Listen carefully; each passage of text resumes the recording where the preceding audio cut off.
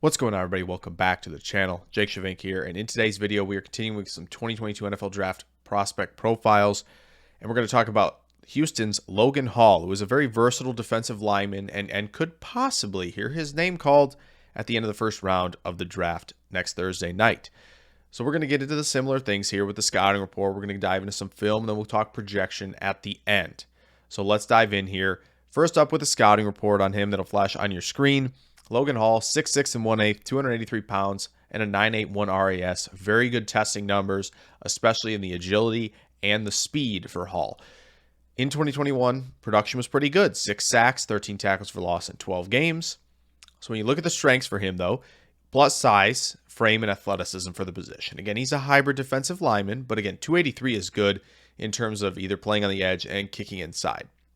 Has the length and the power, especially to walk offensive linemen back. He's good at converting that explosion off the snap into power and driving people back with that power that he's generating.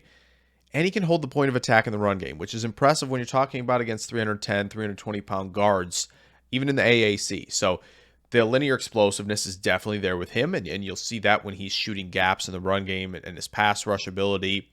And he's got the twitch and change of direction as well. He's got some pretty good pass rushing moves as well. When you look at the long arm, using that length to keep offensive linemen from latching onto him. Good club move, good swim arm over moves. And again, a guy who also plays with great pursuit on the backside, good motor, and good tackling ability. Not to mention, he's alignment versatile. When I'm talking about alignment versatile, I mean when he's kicking inside, he played a lot of 3-tech for Houston. Played some at the nose, took some snaps there. Took a few snaps outside at 5-tech as well. So he moves around the defensive line, which is interesting. And that's something where, as we're moving to this NFL where teams are going to get creative with their fronts, that's a good thing. Weaknesses for him, you'd like to see him develop more counters, especially if, and you saw it on that last bit there, if he's going to move to that 5-tech edge position and he's going to continue to rush the passer, defend the run on the edge. If he's going to do that, got to get some more counters in there. He's got a good set of moves already, but we want to see improvement and more development there. The mass that he has at 283 is probably not going to be able to allow him to hold up in the run game at the NFL level. Just too many guys are going to be able to push him off his spot very well. And guys like Dylan Parham at Memphis even did so a little bit as well when you look at the film. And he's a little bit late off the snap at times, and that's something where, you just got to, again, be set and really work on that quickness, that getting out of your stance a little bit quicker. And again, the pad level. He won with a lot of power and length. Didn't have to really worry about that pad level because of, other traits that helped him win. But that's something he's going to have to improve on, especially when he's setting a strong edge against the run at the next level. So now let's get into some film room on Logan Hall. All right, now to get in the film room here for Logan Hall. And again, you'll see a lot of this, especially when we're starting out here, a lot of 3-tech alignment here just outside the guard shoulder. And again, what you're going to see is a little bit late off the snap there. And you can see a lot of other guys. Some guys are engaged. Some guys are working in. He's a little bit late. But look at him get inside. Good hand placement here. Driving the tackle back into the quarterback's lap. And again, forcing him to break contain a little bit there. Here you're going to see him here. Got a little power here. Got a couple pullers. Watch him. Long arm. This is how you hold the edge. And he does a really good job of it. And look at the power he plays with. Didn't really make the play. Got over there, but again, guys are ending up on the ground. Here, look at that. Hand on the outside of the shoulder here. Arm over move. We're going to split the gap. Again, didn't really create pressure, but again, that's good for him. That's something you see very often on his tape.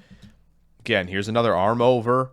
Again, it was a quick pass, but again, he's winning quickly, and that's what's important when you're on the interior. You have to show off that twitch, that quickness to win. Again, here. Driving guys back, use that power, get the arm over, split these guys, attack the gap, create pressure on the quarterback, and generate a hit there as well.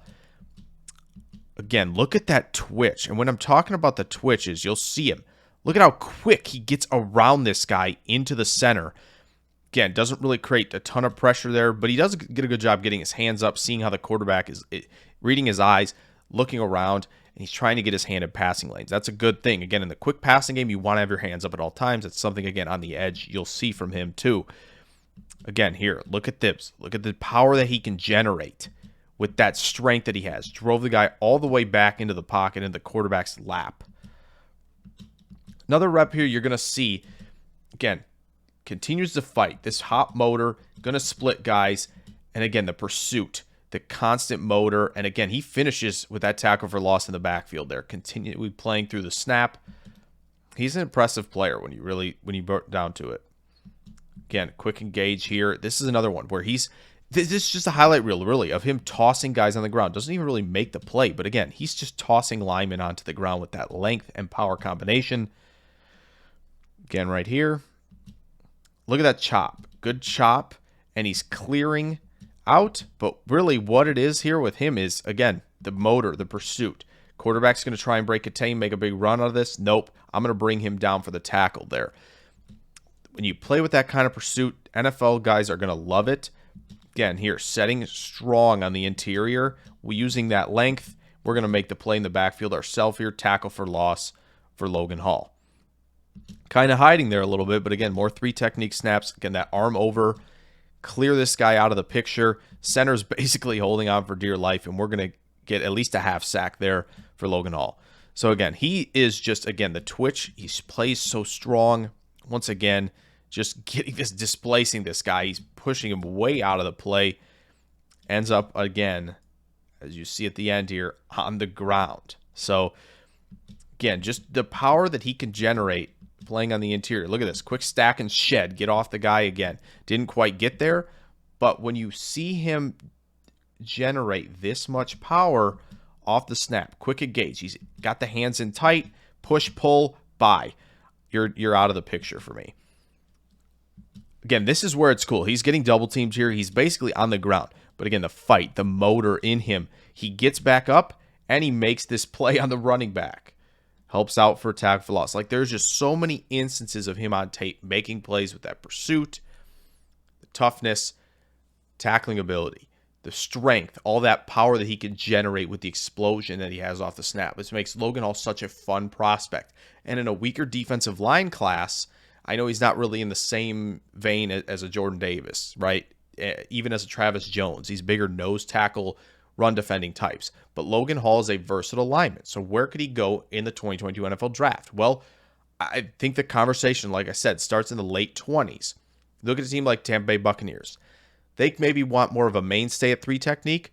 But again, when Logan Hall can kick in there as a 3 technique on passing downs, Todd Bowles can create some nasty fronts with Barrett, with Pierre-Paul, with Tryon Shoyinka, with Vita Vea. Like, having all those guys on the field at once is insanity. Green Bay Packers is another team at 28 I think is in play for him, just because, again, the Packers also talked about having a guy on passing downs, 3 tech, who can get after the quarterback.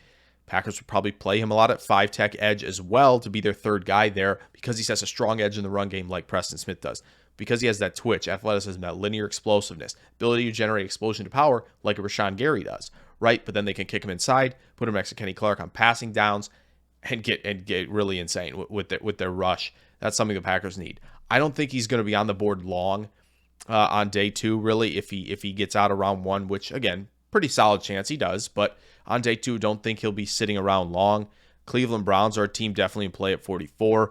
And again, the list goes on and on. So team may trade up for him even. So Logan Hall, again, with that versatility and all the traits he brings to the table, is a very intriguing prospect. So I hope you guys enjoyed this video on Logan Hall. Maybe drop a like down there. Subscribe if you're new. A few more draft profiles that'll come out before the draft starts.